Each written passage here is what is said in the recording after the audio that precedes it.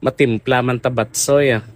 Simplehon ta lang. Arang Miki Miki sang batsoy gagpay na saya. Para sa ininit na luto sa dayon pala. Na tambok. Tapos unod. Kagang atay. Mula na siya ang akon nga panakot.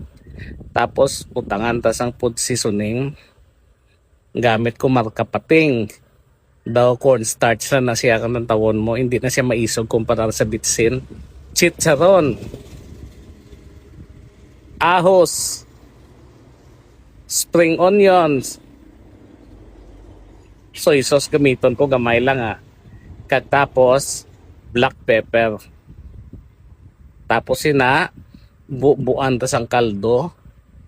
Baute. Batsoy gid. Namit.